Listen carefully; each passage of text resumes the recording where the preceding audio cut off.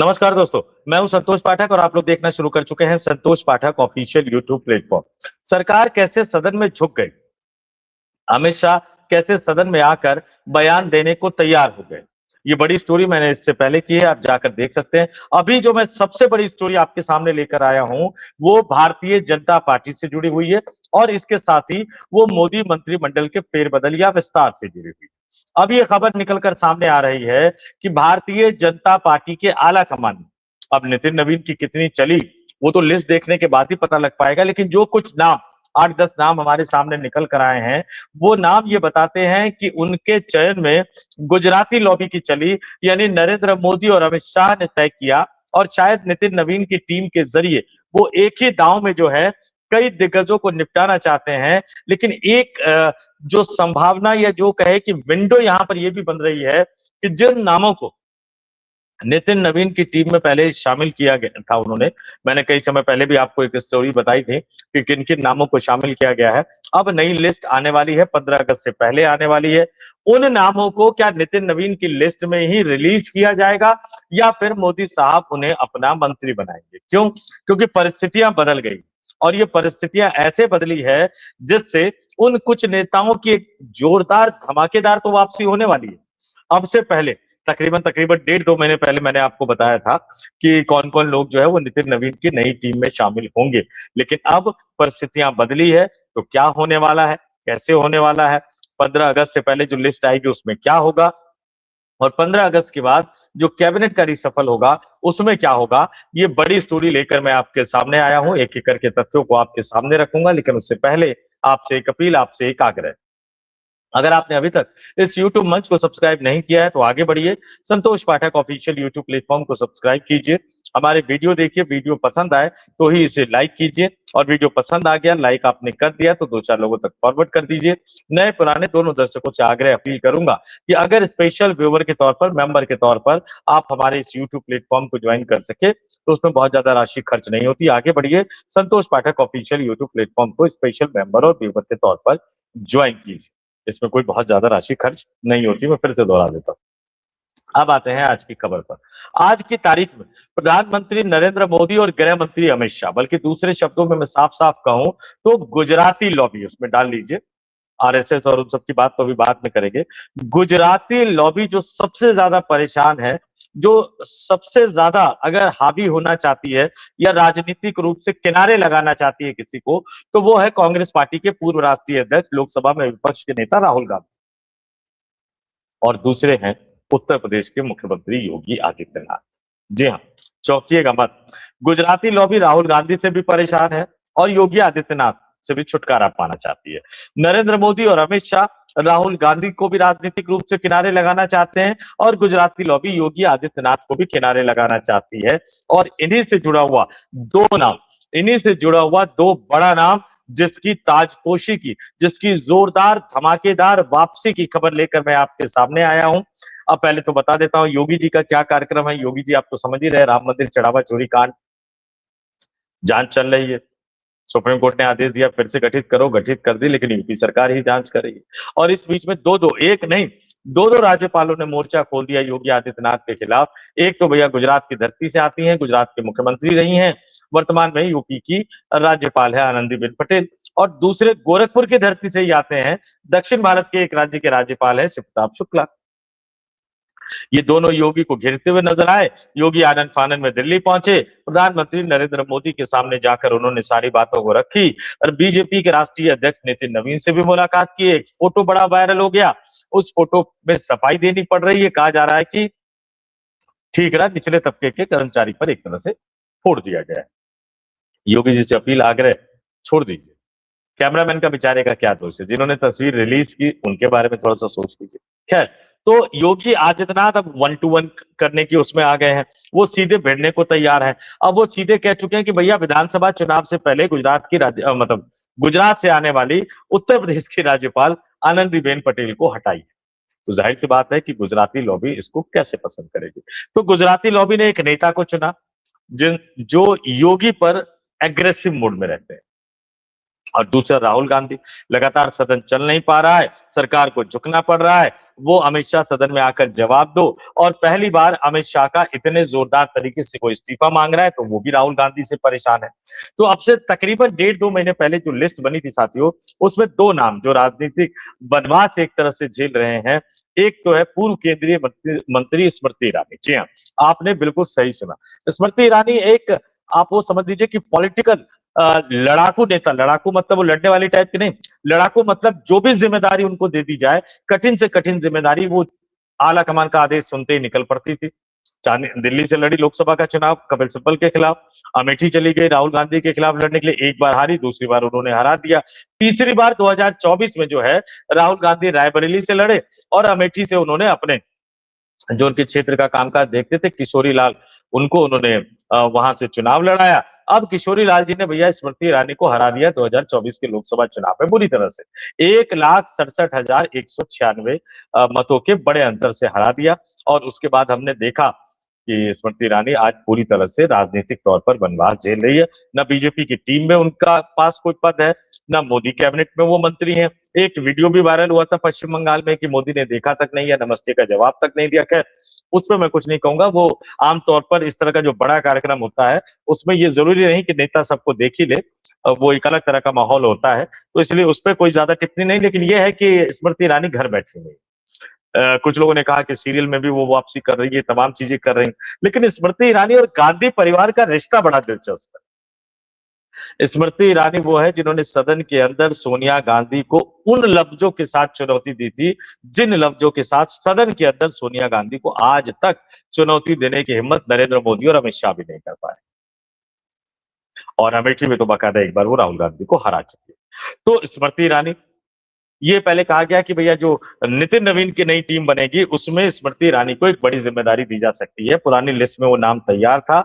50 वर्ष की स्मृति ईरानी, जो बीजेपी का क्राइटेरिया है, चूंकि 40 साल के जो है वो नितिन नवीन खुद है, तो 40 से 55, मतलब मोस्टली 40 से 50 के पदाधिकारी होंगे। कुछ पदाधिकारी 55 और 60 के हो सकते हैं। पार्लियामेंट्री बोर्ड में 60 से ऊपर वाले भी हो सकते हैं। एक तो प्रधानमंत्री खुद ही है, बाकी एक दो और भी हो सकते हैं 60 से ऊपर वाले। तो स्मृति ईरानी को कहा गया कि भैया नितिन नवीन की टीम में जोरदार वापसी हो सकती है।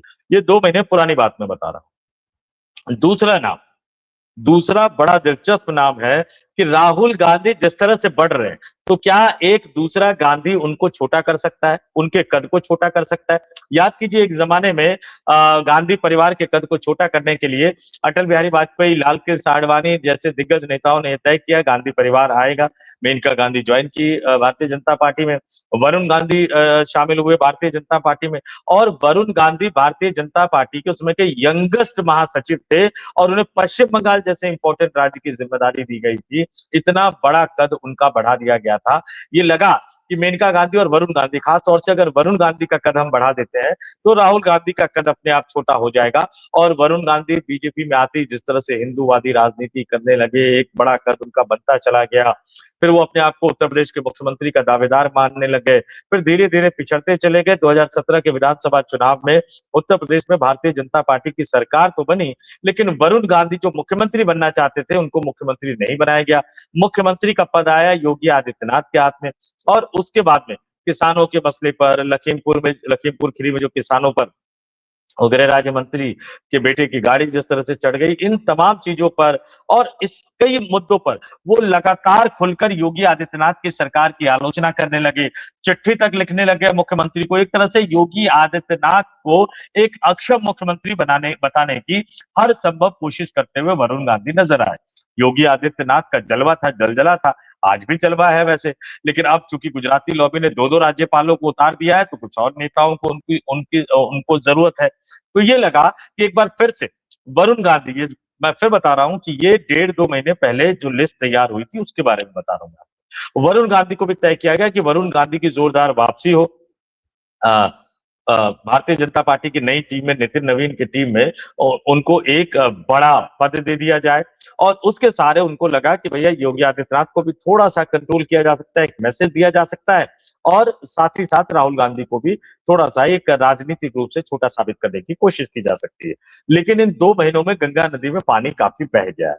अब मोदी सरकार को ये लग रहा है, क्योंकि अमित शाह को इस तरह से डिफेंसिव मोड में ला दिया, राहुल गांधी और अखिलेश यादव और इंडिया गठबंधन ने, जो इससे पहले 10 दिन, 15 दिन या 1 महीने पहले कोई भी नहीं सोच सकता था राजनीतिक रूप से। तो अब जो है वो इस बात पर पुनर्विचार हो रहा है कि वरुण गांधी और स्मृति ईरानी को, वरुण गांधी 40 साल के हैं, ये मतलब वो नितिन नवीन की एज के ही हैं, तो वरुण गांधी और स्मृति ईरानी का जो पोस्ट बीजेपी की नई टीम में, नितिन नवीन की नई टीम में रखा गया था, क्या उनको वही जिम्मेदारी दी जाए? यानी 15 अगस्त से जो पहले लिस्ट आएगी नितिन नवीन की नई टीम की, उसमें वरुण गांधी और स्मृति ईरानी एक बड़े पद पर आपको नजर आएंगे, या फिर बदली हुई परिस्थितियों में इन दोनों नेताओं को संगठन की बजाय सरकार में शामिल किया जाए? स्मृति ईरानी पहले भी सरकार में रह चुकी हैं, शिक्षा मंत्रालय जैसा महत्वपूर्ण मंत्रालय वो संभाल चुकी है। शिक्षा मंत्रालय में अब चाहे वो कोई भी दिग्गज नेता हो, ये मोदी शाह को लगता है कि भैया अब संघ से लड़ पाना, भिड़ पाना किसी के लिए उतना आसान नहीं है। स्मृति ईरानी को अगर सरकार में लाते हैं और शिक्षा मंत्रालय देते हैं तो वो कई फायदे एक साथ हो। एक तो आरएसएस थोड़ा सा कंट्रोल में रख सकती है, स्मृति ईरानी पिछली बार भी रख रही थी वो, और दूसरा वो गांधी परिवार को ज्यादा एग्रेसिव तरीके से लोकसभा और राज्यसभा, जब वो मंत्री बन जाएंगी तो दोनों सदनों में जा सकती हैं, उनको राज्यसभा भेजना पड़ेगा पहले बीजेपी को, तो वो लोकसभा राज्यसभा दोनों में ही गांधी परिवार को और खासतौर से राहुल गांधी को घेर सकती है, लोकसभा में राहुल गांधी को और राज्यसभा में सोनिया गांधी और मल्लिकार्जुन खड़गे को, तो उनको मंत्री बनाने की बात भी कही जा रही है। दूसरा नाम वरुण गांधी। वरुण गांधी अभी तक मंत्री नहीं बने हैं, जाहिर सी बात है पदाधिकारी वो रह चुके हैं, जैसा कि मैंने आपको बताया यंगेस्ट महासचिव वो रह चुके हैं, पश्चिम बंगाल जैसे राज्य की जिम्मेदारी वो संभाल चुके हैं। अब उनको अगर आप मंत्री बनाते हैं, यानी मंत्री बनाने के लिए मैं फिर कह रहा हूँ 6 महीने के अंदर आपको राज्यसभा या लोकसभा का सांसद बनाना पड़ेगा, पिछली बार तो टिकट ही काट दी थी वरुण गांधी की। तो अब अगर उनको मंत्री बनाते हैं तो वो ज्यादा आक्रामक तरीकों से राहुल गांधी के सवालों का जवाब वो दे सकते हैं, प्रियंका गांधी के सवालों का भी।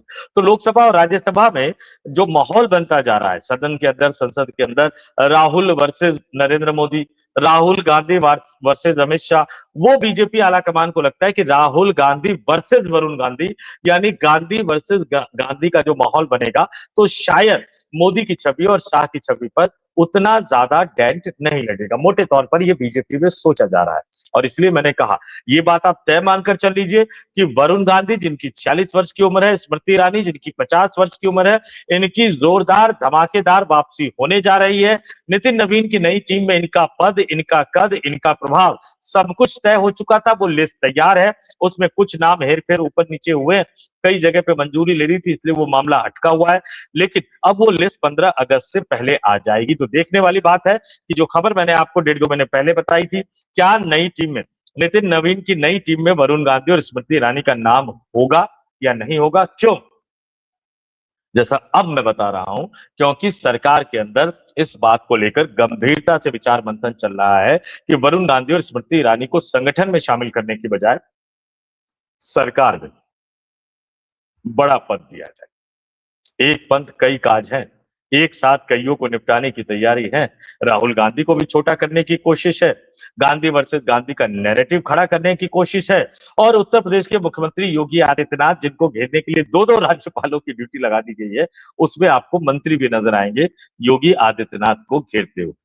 अपनी सरकार थी 2024 में उत्तर प्रदेश में, और अपनी सरकार रहते हुए स्मृति ईरानी अमेठी से इतनी बुरी तरह से, राहुल गांधी से नहीं बल्कि राहुल गांधी के एक करीबी, राहुल गांधी के जो स्थानीय संसद का कार्यालय होता है वहां की जिम्मेदारी संभाल रहे कार्यकर्ता से हार गई, जिनके बारे में स्मृति ईरानी ने किस तरह के शब्दों का इस्तेमाल किया था, मैं उस तरह के शब्दों का इस्तेमाल नहीं करना चाहूंगा।